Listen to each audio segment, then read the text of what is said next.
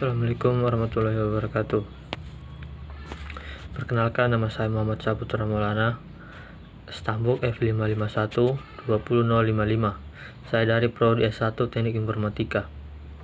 Di sini saya ingin memaparkan sedikit materi dari kelompok kami, yaitu dari kelompok 3, tentang integrasi nasional.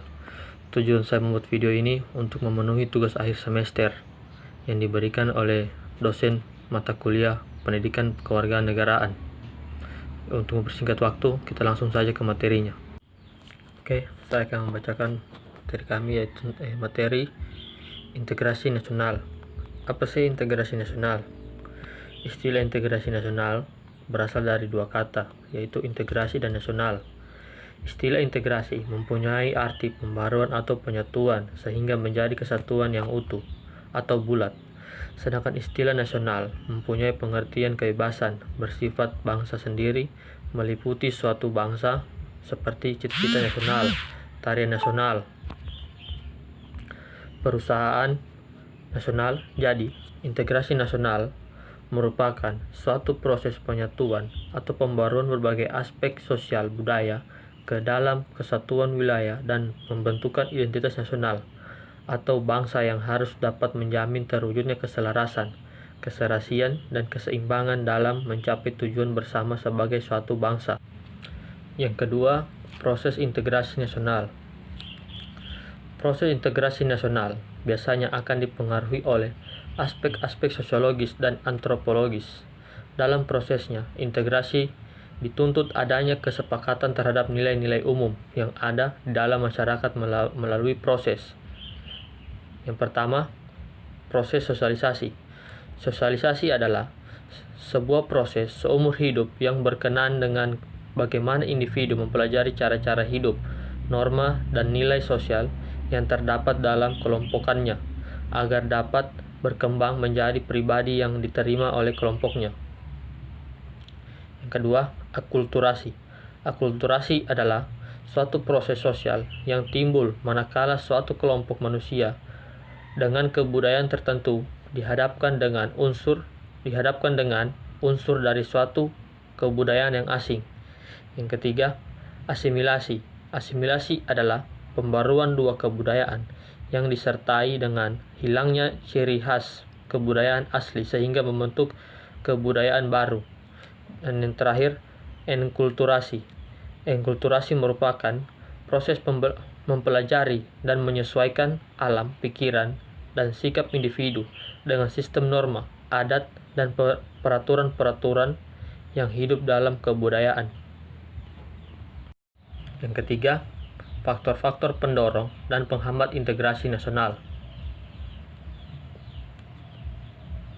Yang pertama, faktor-faktor pendorong integrasi nasional sebagai berikut. Faktor sejarah menimbulkan rasa senasib dan seperjuangan. Kedua, keinginan untuk bersatu di kalangan bangsa Indonesia sebagaimana dinyatakan dalam Sumpah Pemuda tanggal 28 Oktober 1928. Selanjutnya, rasa cinta tanah air di kalangan bangsa Indonesia sebagaimana dibuktikan perjuangan merebut penegakan dan mengisi kemerdekaan. Selanjutnya, rasa rela berkorban untuk kepentingan bangsa dan negara sebagaimana dibuktikan oleh banyaknya pahlawan bangsa Indonesia yang gugur dalam medan pertempuran. Yang kedua, faktor penghambat integrasi nasional. Yang pertama, masyarakat Indonesia yang heterogen atau beraneka ragam dalam faktor-faktor kesuku bangsaan dengan masing-masing kebudayaan daerahnya, bahasa daerah, agama yang dianut, ras, dan sebagainya.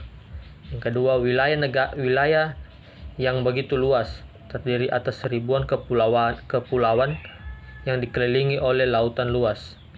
Dan yang terakhir, besarnya kemungkinan ancaman penghambat dan gangguan yang merongrong keutuhan, kesatuan, dan persatuan bangsa, baik yang berasal dari dalam maupun dari luar negeri.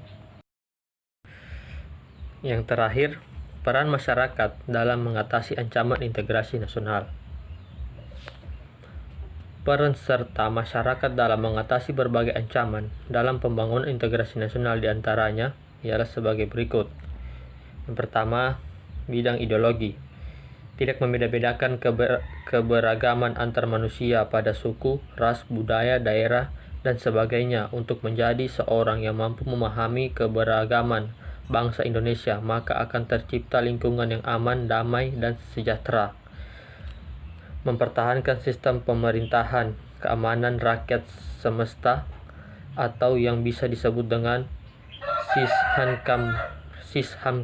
sishamkan rata demi terciptanya keamanan di wilayah Indonesia yang relatif terkendali, yang dimana hal ini dikarenakan adanya kerjasama yang erat antara TNI, Polri, dan juga rakyat.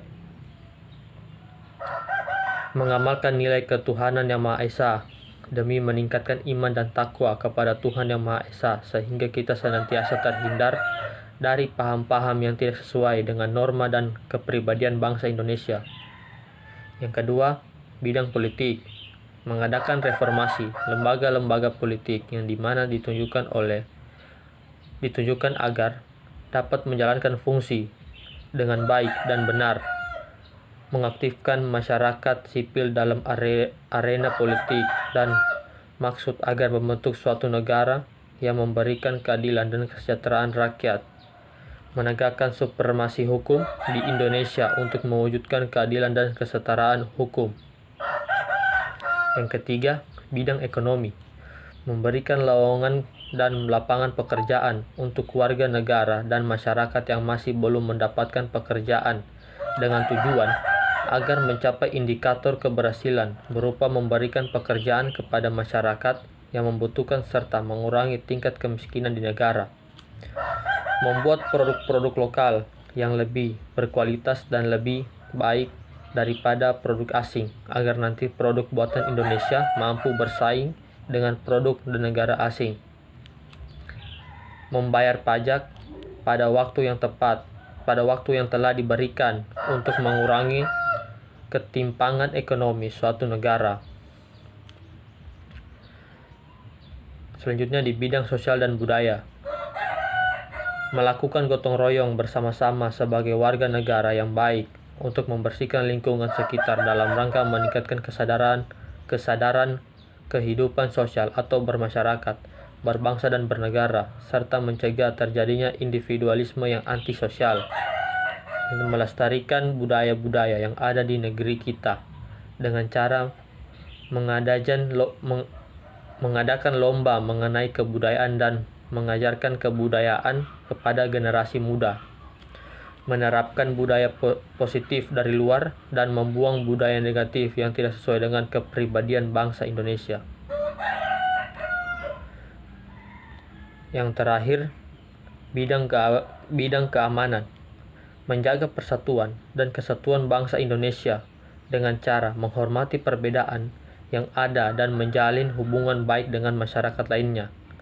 Kedua, bersedia untuk menjaga keutuhan negara NKRI, bersikap sopan dan ramah, serta menjalin hubungan yang baik dengan sesama warga negara Indonesia. Ya, cukup sekian materi yang dapat saya paparkan hari ini. Mohon maaf bila ada kekurangan. Wabillahi taufiq wal hidayah. Wassalamualaikum warahmatullahi wabarakatuh.